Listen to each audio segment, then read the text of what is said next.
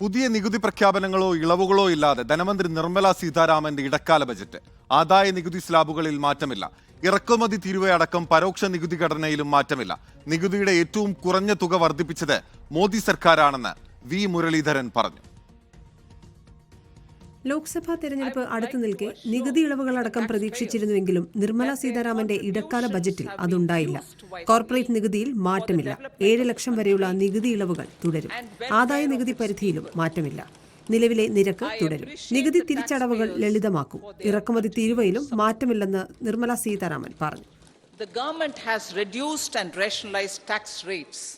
Under the new tax scheme, there is now no tax liability for taxpayers with income up to 7 lakh rupees.